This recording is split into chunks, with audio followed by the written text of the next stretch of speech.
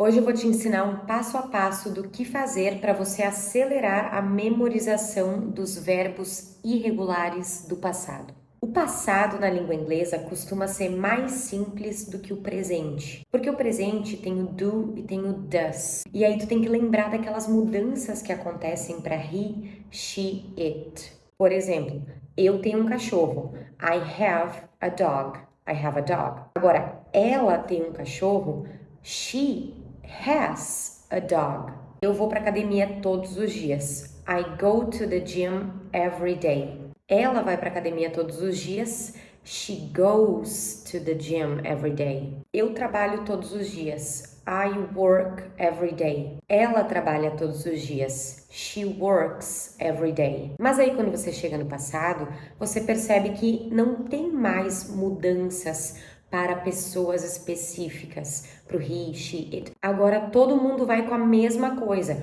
Todo mundo pergunta com o did, todo mundo nega com o didn't e todo mundo vai com o mesmo verbo no passado. E isso é uma maravilha, fica muito mais fácil de construir frases. Mas aí, dando mais 2 passinhos para frente, a gente descobre que o passado tem um negócio que vai nos dar um pouco de trabalho, que são os verbos no passado. A gente tem que lembrar da forma deles no passado. E aí existem 2 tipos de verbo. Por exemplo, aquela frase que eu fiz ali, I work every day. Eu trabalho todos os dias. Se eu quisesse falar eu trabalhei ontem, eu preciso mudar o work para worked e botar o ontem ali, yesterday.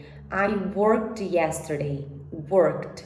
Esse é o passado do work. O bom é que todo mundo vai com ele. You worked yesterday, he worked yesterday, she worked yesterday, we worked yesterday, they worked yesterday. Todo mundo vai com a mesma coisa. Ainda bem que aqui não tem mudança.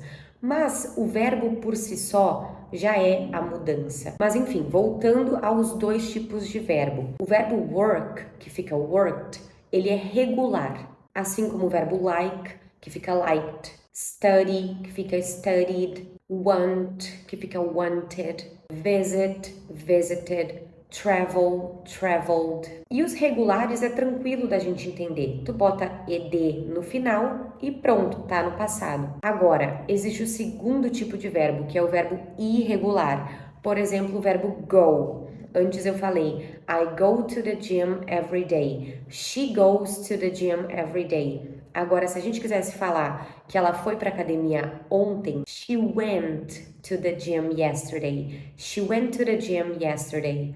I went to the gym yesterday. Eu fui para academia ontem. Então a gente tem went, que não tem nada a ver com go. E são esses os caras que nos deixam loucos, porque eles mudam demais, é imprevisível. E eu já vi gente desistindo do inglês aqui, nesse ponto, no ponto de ter que lidar com os verbos do passado. Mas eu te digo, é muito cedo para desistir. Aqui tem estratégia, eu vou te passar a estratégia para você acelerar essa memorização desses verbos. E quando eu uso a palavra acelerar, você já tem que ter em mente que a gente vai fazer um negócio com a intenção de memorizar. Então não é exatamente aprender naturalmente. Deixa os verbos virem para mim, que aí eu vou começar a usar eles porque eu já estou vendo eles serem usados. Isso também funciona e, na verdade, as 2 coisas têm que acontecer. Tem que acontecer o aprendizado que vem porque você está consumindo inglês no seu dia a dia e o aprendizado intencional, aquele que a gente faz com estratégias. E para esse passo a passo, a gente vai precisar do ChatGPT, de um caderno e uma caneta, de um marca-texto e de uma coisa que sim, eu vou trazer para esse vídeo. Aquilo que todo mundo te diz para ignorar. Uma tabela de verbos.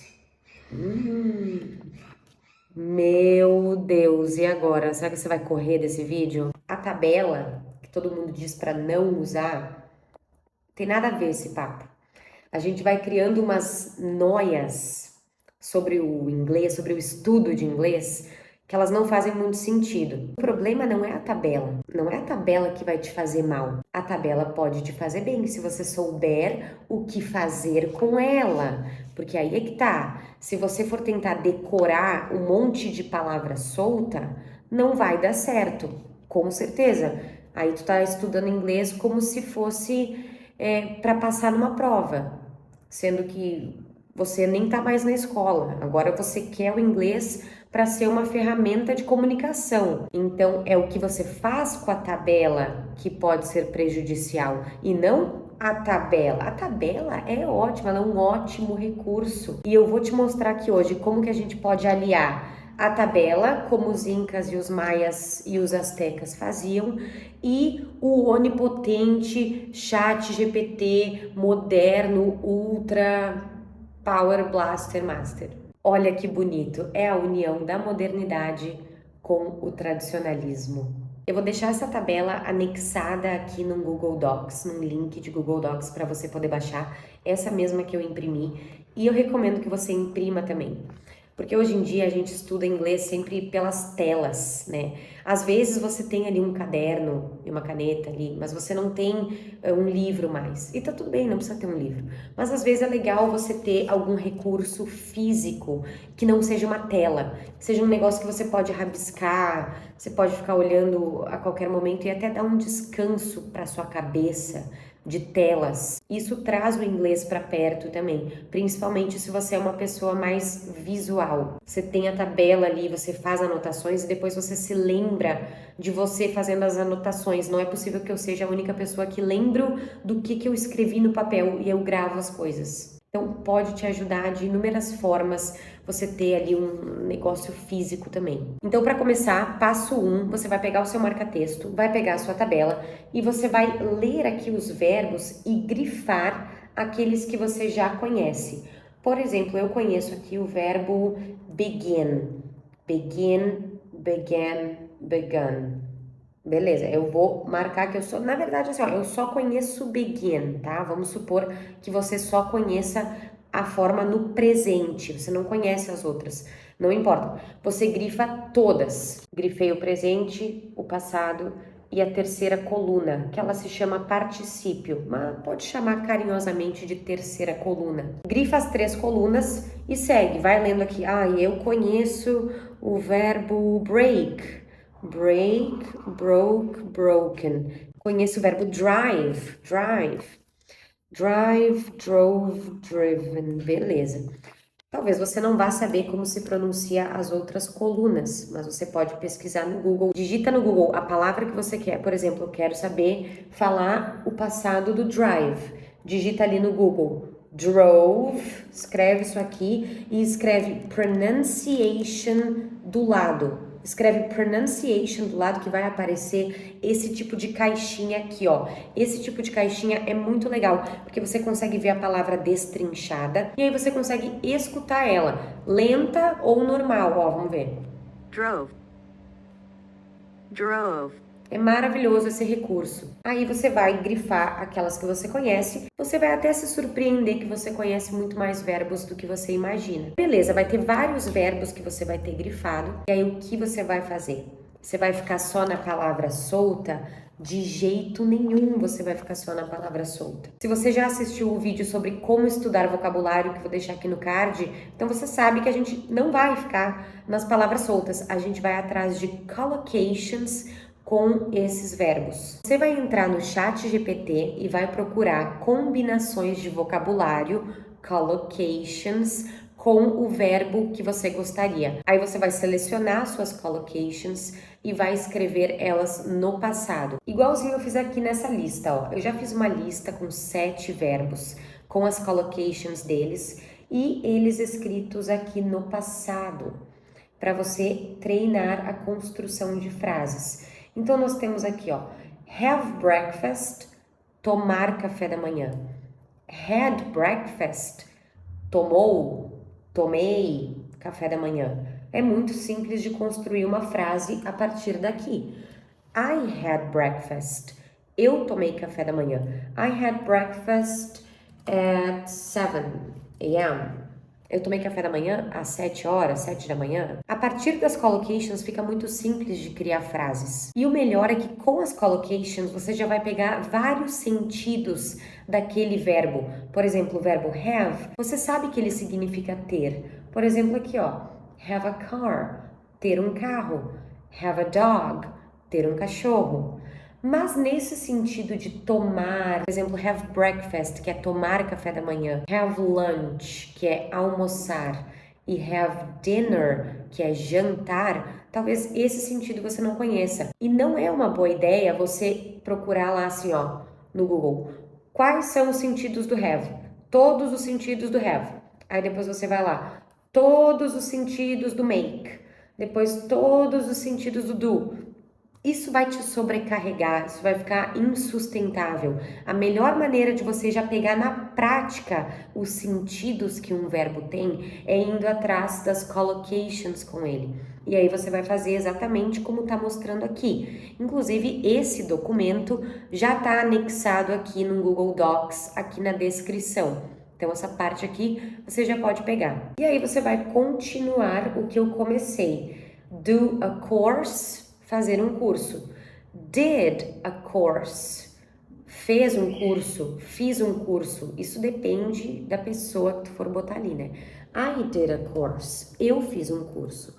She did a course, ela fez um curso. E aí você vai completar aqui com o did, com o passado de todas essas collocations. Depois de fazer isso, é que você vai partir para as frases. O terceiro passo é o seguinte, você tem ali as collocations. Você vai criar frases com essas collocations. Você pode criar uma frase muito simples, como eu te mostrei aqui, por exemplo, I had breakfast at 7 a.m. E você pode jogar lá no chat GPT para ele corrigir para você. Como essas frases são bem básicas, dificilmente ele vai errar a correção. Ele erra, às vezes, correções de coisas mais complexas. Mas essas frases bem básicas, você pode usar ele para te ajudar. Vamos fazer um teste aqui, ó. Eu vou escrever uma frase errada, ó. I work yesterday. Está certa essa frase? A frase I worked yesterday não está correta em inglês. A forma correta seria I worked yesterday. Em inglês, o verbo deve estar no passado, quando você fala sobre algo que aconteceu ontem. Eu fiz exatamente isso. Se vocês querem saber como que eu aprendi os verbos no passado, foi assim. Foi pegando uma tabela de verbos, grifando os mais importantes para mim, repetindo muitas vezes e criando frases com eles. Se você é uma pessoa que já fala várias coisas no presente e agora você já sente a necessidade de falar coisas no passado, então chegou um momento em que todo esse arsenal de vocabulário que você tem no presente, ele já pode ir para o passado. E é esse vocabulário das coisas que você mais fala no presente que você tem que focar nesse primeiro momento. Faz isso que em questão de uma semana, 2 semanas, você vai estar com esse vocabulário que você já tem todo na ponta da língua, pronto para conversar no passado agora. Mas para isso acontecer é imprescindível que você repita muitas vezes, crie as frases e fale em voz alta as suas frases. Sem falar em voz alta, não tem como. Se você pegar essa lista e ficar lendo só de cabeça, não me vem com aquela desculpa de que, mas se eu leio só de cabeça, eu me concentro mais. Não, tu tem que falar em voz alta. Fala em voz alta, bota pra fora. Pega esse verbo aqui e bota ele pra fora. Make, made, made. See, saw, seen. Na hora de fazer frases, não precisa fazer frases com a terceira coluna também. Faz com a primeira e com a segunda. Afinal, o objetivo aqui é memorizar os verbos da segunda. Então, para que você vai colocar mais coisa aí na sua mesa para você ter que lidar? Não se seduza ali pela terceira coluna. Deixa ela de canto. Tu só vai repetir ela. E uma coisa importante de você saber aqui nesse momento do passado simples é que ele combina com certas palavras, certos complementos de tempo. Então eu vou te passar alguns complementos de tempo aqui para você colocar nas suas frases. Yesterday, last night, last week, last month, last year, last Monday, last Tuesday, last Wednesday, qualquer dia da semana.